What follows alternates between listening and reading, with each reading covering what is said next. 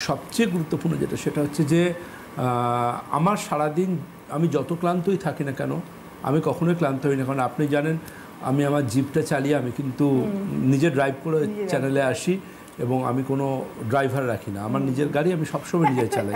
এই এত একটা হেক্টিক টাইট স্কেডিউলের মধ্যেও এত সুন্দর হেয়ার মেনটেন করা, এটা একটা মানে আমরাই পারি না মেয়েরা, কিন্তু আপনি এত সুন্দর করে পারেন।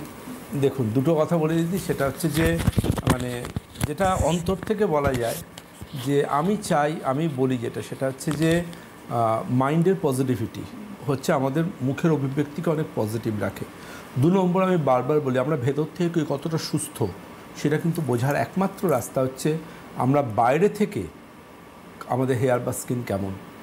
হেয়ার বা স্কিন এমন হবে যাতে যে কোনো কেউ দেখে নিন্দুকরা বলবেন এই হেয়ারটা তো আসল না, এটা তো উইক। স্কিন এমন হতে হবে যাতে যে কেউ দেখে বলবেন একটা রিঙ্কেল নেই, ফাইননেস নেই, ব্রণ নেই, গর্ত নেই, দাগ নেই। এটা কি মানে কীভাবে এটা সম্ভব? তো তা তো বলতে হয় মেকআপ দিয়ে তো আর গর্ত, ব্রণ বা স্কারকে ঢাকা যাবে না। তো আমি এইটুকু বলবো বারবার করে যে মন যেমন হবে তার মনের সৌন্দর্য মুখে ফুটে ওঠে, এটা ভীষণ গুরুত্বপূর্ণ। আমি এটা বিশ্বাস করি, মনের সৌন্দর্য মুখে ফুটে ওঠে।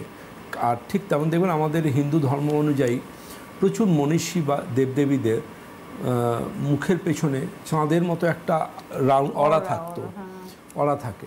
তো চাঁদের মতো অরাটা কিন্তু তার ভেতর থেকে পজিটিভ ভাইবসটা বেরিয়ে আসা। তেমন আমরা দেখি যে ধরুন কোনো জায়গাতে কোনো ক্ষেত্রে দেখবেন আপনারা লক্ষ্য করে এমন কিছু মানুষ আছেন যাকে দেখলে মনে একটা অরা বেরোচ্ছে, এত তিনি আসছেন, ধরুন বিয়ে বাড়িতে গিয়ে ঢোকা বা কোনো অনুষ্ঠান বাড়িতে গিয়ে সবার চোখ তার দিকে, হেড টার্নার, সবার চোখ তার দিকে। তিনি ট্রাফিক সিগন্যালে গিয়ে গাড়ি নিয়ে দাঁড়াবেন, আশেপাশের গাড়ি থেকে সবার চোখ তার দিকে থাকবে। এইটা কিন্তু খুব ইম্পর্ট্যান্ট, হেড টার্নার, মাথা ঘোরাতেই হবে। আর এটা আমি মনে করি, অন্তর থেকে বিশ্বাস করি, পজিটিভ ভাইবস তার সাথে সঠিক জীবনযাত্রা। আর আমার হেয়ারের যত্নে সবসময় পরম্পরা আইবেদ, আমার স্কিনের যত্নে সবসময় পরম্পরা। ছোটোবেলায় শুনেছি আমার প্রপিতামহ রাজবৈদ্য ছিলেন বিহারের হাতিয়া স্টেটের, ওখানে রাজাদের। তো ওখানকার রাজমাতা রাজমনীষীদের প্রত্যেকের স্কিন কেয়ার, হেয়ার কেয়ার কিন্তু তখন থেকে আমার প্রপিতামহ করতেন।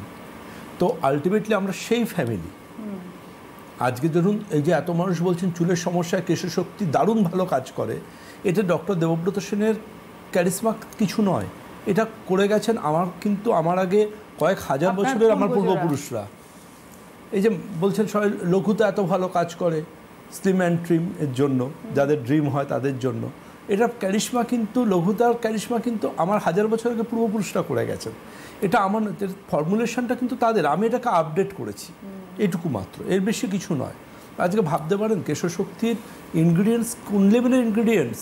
এই যে মানুষ বলেন যে আয়ুর্বেদিক মেডিসিন কস্টলি, আপনি ভেবে দেখুন কেশশক্তির ইনগ্রিডিয়েন্টস পদ্মকাষ্ঠ, পদ্মকাষ্ঠ। আপনি ভাবতে পারেন কেশশক্তির ইনগ্রিডিয়েন্টস নীলোৎপল, যে নীলোৎপল বা নীল পদ্ম ফুলের জন্য অকালবোধন হয়েছিল, এগুলোর ইনগ্রিডিয়েন্টস দিদি।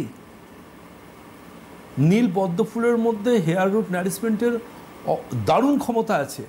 এবার আপনি পুরো মার্কেট খুঁজে পুরো নীল পদ্ম ফুল কোথায় পাবেন? সেই নীল পদ্ম ফুলের এক্সট্রাক্ট থাকে কেশশক্তি ক্যাপসুল। কেন কেশশক্তি ক্যাপসুল কথা বলে? ইনগ্রিডিয়েন্টসের ভারে কথা বলে। আর এই ফর্মুলেশন এবং তার পাশাপাশি কোয়ালিটি কন্ট্রোল, প্রত্যেকটা জিনিস কিন্তু আমি নিজে চেক করি।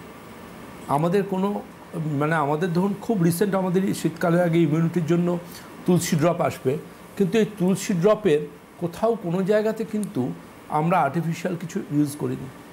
পঞ্চ তুলসী আছে আয়ুর্বেদে, জানেন তো? এই পঞ্চ তুলসী নিয়ে আসছি আমরা শীতের আগে ইমিউনিটির জন্য, এবং খুব শীঘ্রই হয়তো পুজোর পরেই আপনারা পেয়ে যাবেন। এটা ইমিউনিটির জন্য ভীষণ এফেক্টিভ। আমি সেটা নিয়ে অবশ্যই আলোচনা করব, কিন্তু তার আগে আজকে প্রথম ফোন। নমস্কার।